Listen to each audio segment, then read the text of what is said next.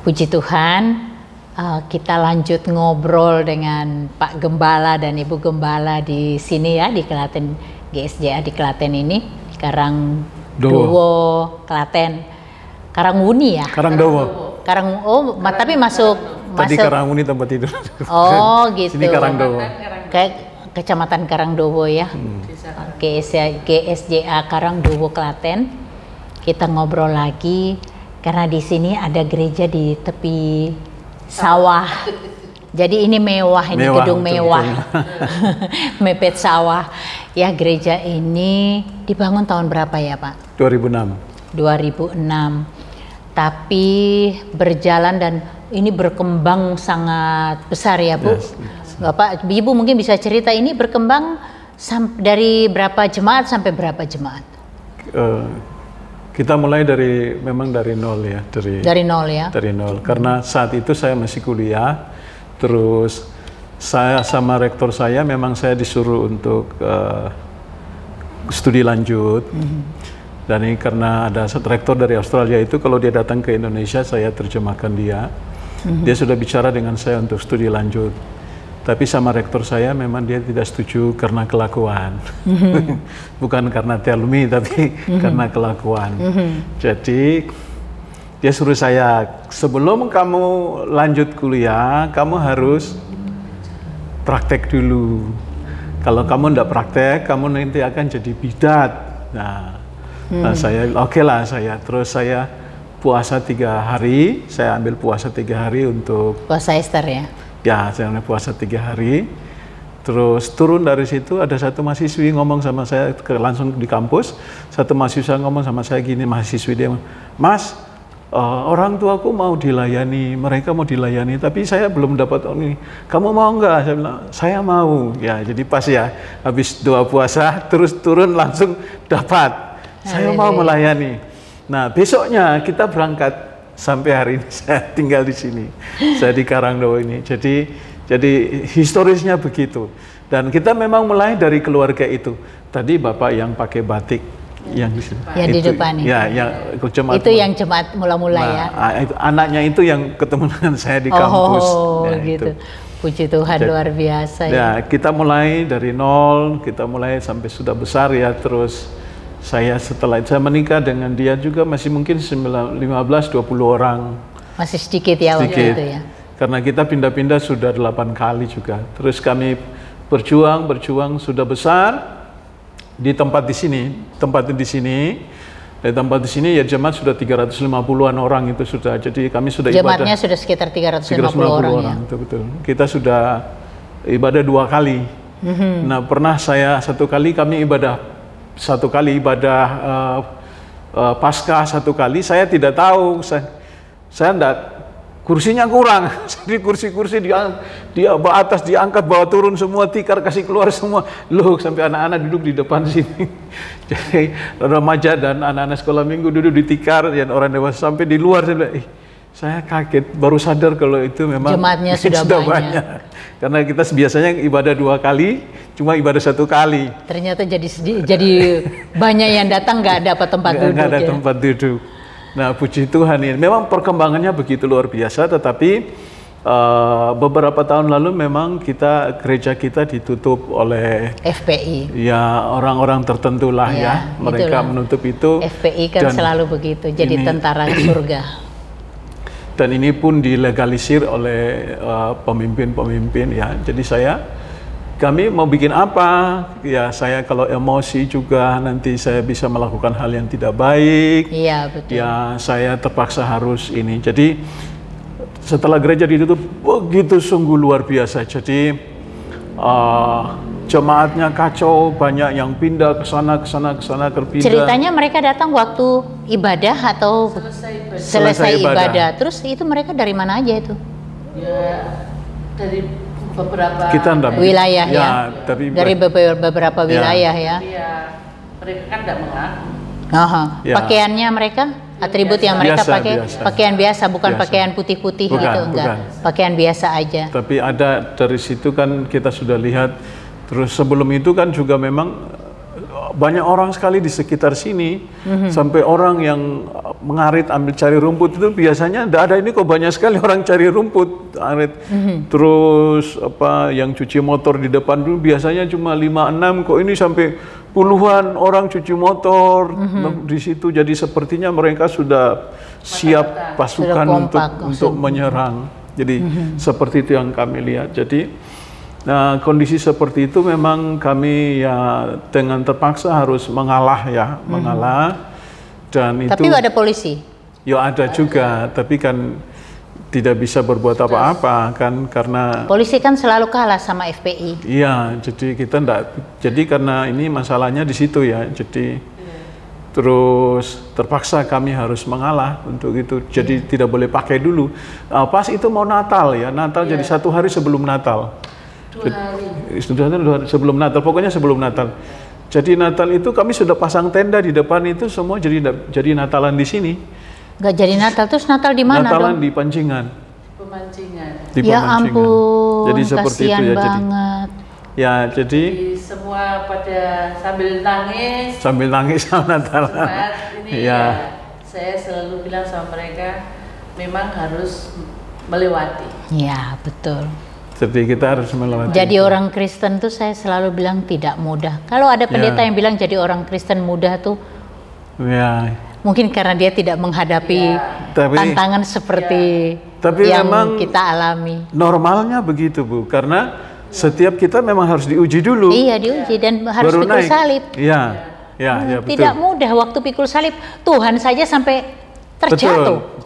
Betul. Iya, gitu apalagi kita manusia biasa. Iya. Gitu ya. Tidak mudah buat kita jadi Tidak orang mudah. Kristen itu tidak mudah, itu berat sekali. Itu untuk mengendalikan emosi. Emosi, ya. Padahal kita ini dari orang-orang yang cukup nakal ya, jadi Kalau mau aduh. ikuti emosi mungkin kacau dah. Kalau mau mengikuti emosi, aduh Tuhan. Jadi betul-betul saya sendiri pun secara pribadi itu diajar, dibentuk untuk rendah hati. Betul. Saya juga Mengalah. dibentuk untuk sabar. Aduh, ya ini memang repotnya di sini membalas kejahatan dengan kebaikan itu Betul. ya. Itu wah itu cukup berat ya. Memang Mundur Tuhan, selangkah untuk kita maju Ya. lagi. saya melihat itu jadi kami banyak ujian, termasuk jadi dalam ujian emosinya di situ, terus karakter kita dibentuk di situ ya, untuk betul-betul rendah hati, betul-betul Kesetiaan. terus setia pada visi kita, panggilan Tuhan. Terus yang ini kan masalah ekonomi juga kan, pada saat itu anak-anak masih kuliah, anak-anak dua semua SMA di Jogja, mereka kuliah di Jogja dan cukup drastis ya waktu waduh. Waktu kejadian penutupan gereja itu ya. Ya, berdampak kan jemaatnya kabur, Terus banyak banyak ada kabur. juga yang dijemput ke gereja lain. Oh, jadinya Dipengaruhi. di pengajian ada orang lain juga yang mengambil kesempatan itu Ya. dengan memancing ikan di dalam akuarium orang ya, gitu ya. Mereka ke rumah-rumah jemaat mempengaruhi, Sampai- gereja bukan tutup. Sampai Gereja, tapi ada beberapa jemaat yang mereka memang ini Tetap dia setia. bilang gereja kan bukan gedung, gereja kan saya. Itu yang menjadi penghiburan buat saya sebagai gembala, dan saya percaya itu karena Roh Kudus. Betul, amin. dan ini juga ini termasuk ring 1 kami juga Dipengaruhi. Didatangi juga satu-satu ditariki juga. Iya, dipengaruhi juga, tapi mereka tetap kuat ya mereka. Puji Sampai Tuhan. hari ini mereka setia. Nah, itu puji Tuhan loh, dapat jemaat yang tetap setia dengan Iya. gereja karena dia bilang gereja bukan bangunan tapi saya Saya. pribadi. Gitu. Iya. Itu luar biasa ada jemaat yang punya iman seperti begitu karena tidak semua jemaat bisa bersikap seperti begitu. Iya, betul. Itu pengajarannya masuk. Memang kami Betul. ajarkan begitu. KKR yang sebenarnya tuh Kita dengan Tuhan. kita dengan Tuhan. Jadi bukan ngumpul-ngumpul begitu. Jadi firman tadi juga pas ya, Iya. keintiman dengan Tuhan, membangun keintiman dengan Intiman Tuhan dengan ya. Tuhan. Puji Tuhan. Jadi ya kita memang dengan hal ini ya dari luar, dari dalam rekan-rekan kita sendiri ikut berperan, ambil kesempatan untuk menarik jemaat. sampai ring 1 saya pun juga diprovokasi ya. Waduh. Itu cukup luar biasa, tapi saya bersyukur ya mereka kuat. Masih tinggal sedikit ya, sedikit yang ini betul-betul coba ini mungkin istri saya cerita bagaimana dia sakit dan dia berdoa untuk hal ini sehingga dia bisa sampai tenang. sakit, saking stresnya sampai sakit ya. Saya sering masuk rumah sakit, yang tensi rendah, yang diare lah, pokoknya saya sering masuk rumah sakit. Sampai ada jemaat itu ibu dulu sering sakit-sakit. Betul, saya memang stres dengan kondisi seperti itu. Iya, gerejanya ditutup itu ya. Tapi dengan kejadian itu saya ambil keputusan, saya tidak mau seperti ini. Dan saya doa puasa Ester di Ungaran, di Getsemani ya. Di Getsemani, begitu saya doa, Tuhan kasih saya penglihatan dan betul-betul saya imani, dan orang-orang yang tinggal di penampian itu adalah orang-orang pilihan Tuhan, dan itu yang membuat saya kuat, dan sampai hari ini saya tidak pernah sakit. Haleluya. Saya sakit itu paling flu, pilek, terus tensi saya turun kalau saya terlalu capek, biasanya tensi saya turun. Ya. Tapi saya sehat. Amin. Dan saya bersyukur sama Tuhan bahwa pemeliharaan Tuhan itu nyata bagi kami. Amin, sebagai amin. hamba Tuhan maupun jemaat Tuhan yang setia. Oh, puji Tuhan. Mereka yang setia ini mereka menikmati mujizat. Wah, haleluya, puji Tuhan. Saya sangat dikuatkan dengan kesaksian mereka, walaupun orang-orang ini kelihatannya sedikit, tapi itu yang dipilih Tuhan. Puji Tuhan. Dan ada orang-orang baru itu Tuhan bawa. Amin, amin. Tadi Ibu bilang jemaatnya banyak yang dulunya Muslim ya, yang bertobat ya. Puji Tuhan, yang Bapak injili mulai dari nol beliau berdua itu bisa nginjili sampai dapat jemaat 350. Walaupun 350 ini diambil lagi sama gereja yang lain, tidak apa-apa. Pasti Tuhan akan kirimkan jiwa-jiwa baru yang panjenengan berdua bisa nginjili lagi untuk dapat lagi jemaat baru yang harus dibina. Karena yang penting buat kita tuh bukan berapa jumlahnya, karena Tuhan tidak pernah menghitung, tapi bagaimana komitmen kita untuk terus menjadi pelayan Tuhan, menjadi mau memikul dan menjadi pelaku amanat agung itu kan penting sekali, karena tidak semua orang mau menjadi pelaku amanat agung, padahal itu kan perintah buat setiap kita orang yang mengaku sebagai pengikut Yesus. Kalau kita mengaku sebagai pengikut Yesus, bukan berarti kita cuma jadi jemaat biasa, tapi kita harus mau menjadi pelaku firman kan. Dan salah satunya yang utama adalah amanat agung itu. Nah, kalau buat saya sih, saya percaya ketika jenengan berdua komitmen dengan visinya untuk menjangkau jiwa tuh, Tuhan tidak pernah tutup mata, Tuhan pasti nyertai. Tuhan pasti berkati pelayanan panjenengan berdua. Buktinya begini, dalam sekian tahun panjenengan berdua melayani, Tuhan sudah kasih berkat, bisa membangun gedung buat ibadah rumah Tuhan, walaupun ini bukan rumah pribadi mereka, ini gereja dan pastorinya di lantai atas ya, tapi mereka sangat bersyukur walaupun belum punya rumah pribadi ya Pak ya. Tidak apa-apa, bangun rumah di surga aja kita.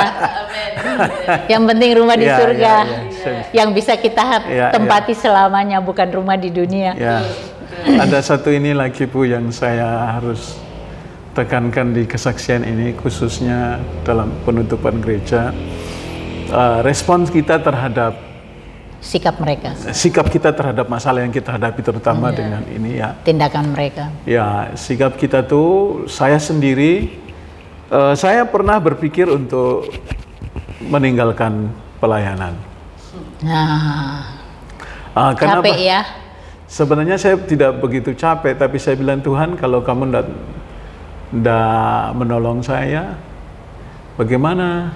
Saat itu yang kedua, lama-lama Tuhan, kalau saya memang sudah tidak berfungsi lagi ya, saya mundur. Terus dalam pemikiran saya sendiri, harta saya kan cuma 2 anak ini. Saya sudah menginvestasikan hidup saya selama ini, kok hasilnya seperti ini Tuhan. Nah, jadi saya pikir saya harus banting setir. Ini positive thinking ya, ini berbeda positive thinking sama mengikuti Tuhan. Jadi positive thinking di antara rasa kecewa tadi. iya, positive thinking oleh karena rasanya saya sudah tidak dipakai, ya sudah, saya harus ini untuk saya fokus. Saya mau bilang istri saya, sudah kita pindah ke Jogja, kita kerja hanya yang penting fokus, anak-anak selesai kuliah, mereka bisa kerja, kita bisa ini, karena ini fokus kita, ini harta kita yang paling berharga. Saya tidak mau yang lain-lain karena ini yang penting sekali bagi saya. Jadi saya berpikir untuk mau pindah gitu ya, tapi cuma begini, saya tuh satu hal yang tertanam di hati saya itu, mata kuliah seorang dosen saya itu ngomong begini, seorang hamba itu tidak punya hak untuk usul. Jadi usul pun tidak punya ya. Oh iya ya, padahal saya ini suka kritik, saya suka kritik, pokoknya saya suka demo, suka kritik. Nah saya tuh, loh, hamba itu tidak punya kritik ya. Jadi saya selalu ingat itu, hamba itu tidak punya usul saja tidak boleh. Saat itu saya berdoa. Tidak punya hak apa-apa berarti. Jadi saya berdoa karena yang paling membuat saya menangis itu anak saya mau putus kuliah. Anak saya ini putus kuliah. Tuhan, saya ini gimana? Saya berdoa. Jadi karena dia sudah bilang begitu, oke. Saya bilang sama dia, kita semua pindah Jogja. Papi siap kerja, papi akan berjuang apapun untuk kamu sekolah. Saya begitu. Tapi saat itu, setelah itu saya berdoa sendiri. Saya berdoa, ada satu telepon. Nah, seorang telepon, ini orang cukup punya jabatan di Kuala Lumpur ya. Dia seorang kepala bank, dia telepon saya. Ini upline saya, direktur misi saya. Dia telepon saya. Apa yang kau buat? Saya merasa apa yang kau... Tapi dia tidak berikan kesempatan untuk saya ngomong. I pahamlah you punya hati. Juga bapak. Oh ya. Saya bilang, langsung dia tanya apa yang kau butuh. Saya tidak punya lama, saya butuh uang. Tadi dia bilang, you total. Oke, saya total. Saya teleponnya total saya kirim. Sebentar lagi dia telepon. Sudah. Cek sudah masuk. Oke, thank you. Jadi anak saya enggak. Jadi saya bilang, sampai enggak putus kuliah jadi. Saya bilang, pertolongan Tuhan selalu datang tepat pada waktunya. Saya betul-betul dari dulu enggak bisa kalau diajak kerja. Dulu pernah dia tuh kerja, diajak temannya kerja, saya bilang sama dia pergi, saya berlutut di situ. Saya berdoa. Saya berdoa. Dan saya bilang, Tuhan, saya tidak mau ngomong sama dia. Kalau saya ngomong sama dia rame. Jadi Tuhan yang ngomong sama dia. Nah, akhirnya ya Tuhan ngomong sama dia.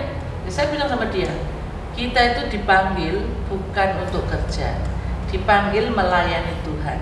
Jadi kalau orang yang minta kita doa, kita datang mendoakan. Orang yang minta tolong kita untuk apa, kita datang untuk menolong dia. Saya bilang gitu dengan dia. Ya wes, manut. Orang manut aku, manut Yesus. Betul, iya. Tapi ya sebagai orang yang melayani ya, memang kadang-kadang kita dibenturkan dengan satu persoalan dunia yang membuat kita akhirnya hands up ya, yang rasanya sudah tidak mampu. Saya pun juga begitu sebelum COVID ya, itu terjadi. Salah satu anak saya minggat dari rumah karena marah sama saya. Saya kembali ke rumah dari Balikpapan itu saya ngumyang sama Tuhan. Tuhan, kenapa aku melayani Engkau kok kayak begini sih Tuhan? Aku nggak kuat Tuhan, aku nggak kuat. Aku nggak mau lagi melayani Engkau. Aku mau lepaskan komselku, waktu itu sudah 20 lebih komsel yang aku bina. Aku nggak mau melayani Engkau, komselku aku lepas. Aku juga nggak mau nginjili orang lagi. Aku sudah nggak mau jadi konselor lagi. Kalau orang telepon mau konseling, aku udah nggak mau. Aku mau lepas. Aku nggak mau Tuhan. Aku nggak mau. Itu aku ngumyang sendiri di rumah. Itu selama 4 hari bolak-balik pagi siang malam karena aku tinggal di rumah sendirian. Aku ngomyang itu, ngomyang terus sampai hari keempat. Hari keempat itu saya duduk di toilet. Itu sambil ngomong. Pokoknya aku mau itu. Pokoknya masih ngomyang nih mulut, masih ngomel aja. Aku nggak mau melayani engkau lagi, titik. Udah nggak mau. Tahu nggak, suara Roh Kudus itu jelas sekali di kupingku. Ketika aku mendengar kata-kata itu, saya langsung menangis saya gitu. Oke Tuhan, oke Tuhan. Ya. Aku lepaskan semua masalah duniaku. Aku lepaskan anak-anakku. Aku lepaskan segala yang aku miliki. Aku mau hanya ikut engkau. Aku tinggalkan.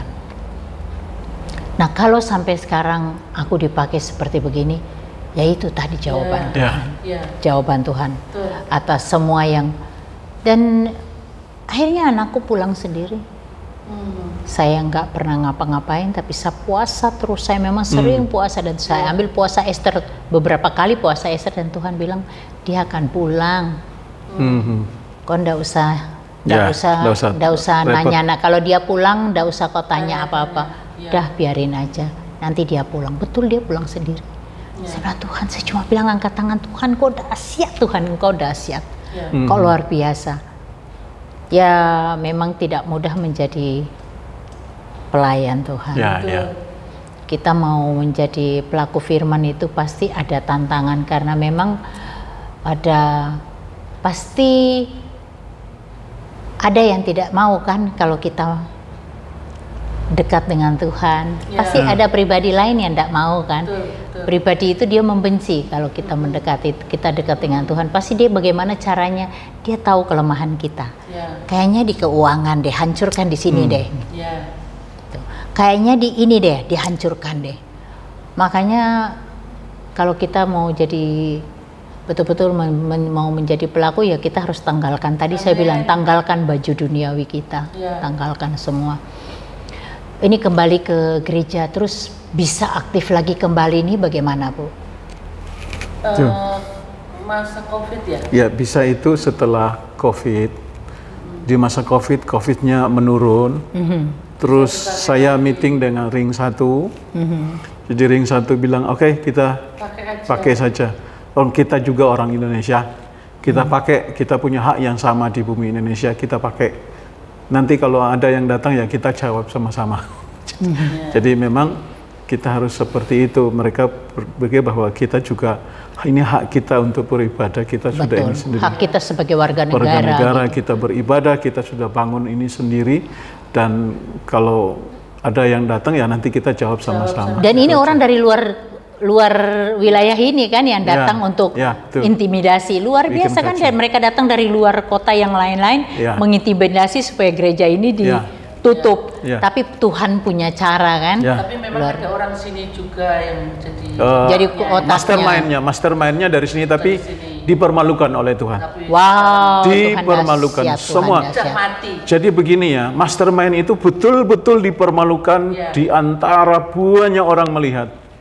Jadi dia melakukan ada satu perzinahan, terus ketangkap, terus diurus, dibawa sampai ke dipermalukan luar biasa sampai di kantor polisi, dan sangat dipermalukan ada banyak itu. Sampai ada yang cucunya lahir ndak ada ini, tak ada yang mati, jadi mereka sudah tahu hukuman Tuhan tetap ada. Wow, ya betul. Dan saya sudah bilang dengan Tuhan, siapa yang menjamah gereja ini umurnya tidak panjang.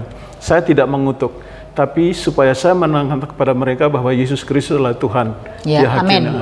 Saya tidak mengutuk orang. Berkuasa. Tapi ini saya garis di hadapan Tuhan, karena Dia yang Maha Kuasa. Siapa yang mengganggu ini, umurnya tidak panjang. Saya jadi ingat Ahok. Pak Ahok bilang waktu dia diperlakukan kayak begitu ya. Kalian akan satu persatu akan dipermalukan Tuhan. Pengadilan Tuhan ada. Pengadilan Tuhan itu adil. Dan Tuhan itu tidak bisa membela yang salah. Betul. Dan itu kami menikmati. Dan jemaat juga ngomong. Luar biasa Tuhan ya. Kita sembah itu Tuhan yang dahsyat, Tuhan yang berkuasa dan Tuhan yang adil. Ya. Sebelum kita menutup mata kita melihat ya dia dipermalukan kayak begitu. Ya. Ya, puji Tuhan Cari ya. pengadilan Terus di bumi tidak ada. Betul. Terus ini juga ada orang-orang yang ikut melakukan, mereka minta maaf. Oh ya puji Tuhan. Ada Ya. yang minta maaf secara pakai WA, ada yang minta maaf, ada juga yang minta maaf lewat Datang. jemaat. Ya. Setelah kami pergi ke sana untuk kami ketemu dan kami melepaskan pengampunan, memberkati mereka. Puji Tuhan. Di seperti itu. Nah itulah perjuangan hamba-hamba Tuhan yang di daerah-daerah terpencil, ini cukup terpencil ya, di pelosok, dan juga yang mungkin di lereng-lereng gunung, di dusun-dusun terpencil itu, puji Tuhan mereka selalu dikuatkan Tuhan, dan mujizat Tuhan itu nyata loh, nyata dalam kehidupan kita anak-anak Tuhan yang mengandalkan Tuhan. Saya sendiri juga waktu COVID itu bengong juga seperti tadi saya cerita. Sempat 6 bulan saya tidak kerja gitu, bingung karena saya kan orangnya suka aktif kerja gitulah. Ternyata Tuhan waktu COVID itu Tuhan minta ya kok harus begini. Jadi ya sampai saya melayani di lereng-lereng gunung. Awalnya kalau orang tanya gimana sih kamu kok bisa melayani sampai di lereng gunung kayak gitu, saya nggak tahu, itu cara Tuhan bawa saya. Kalau saya ada hari ini di gereja sini juga saya nggak pernah kenal sama panjenengan berdua, ketemu aja baru hari ini tadi pagi ya. Dan itulah cara Tuhan gitu, saya nggak pernah tahu, dan saya bilang Tuhanku dahsyat. Saya cuma bilang mungkin terima kasih Tuhan, karena apa yang saya bisa berikan buat Tuhan selain hidupku ini. Hanya hidup kita ini yang kita bisa berikan buat Tuhan. Inilah persembahan yang dapat kami berikan buat Tuhan. Tidak ada emas dan perak yang kita miliki yang bisa kami persembahkan, tetapi hidup kita yang kita pakai untuk kemuliaan nama Tuhan. Itu aja sih. Terima kasih banyak saudara yang sudah nonton video ini. Tolong di like, tolong di subscribe, dan jangan lupa bantu share video ini agar bisa menjadi berkat bagi orang lain. Terima kasih banyak. Tuhan Yesus memberkati.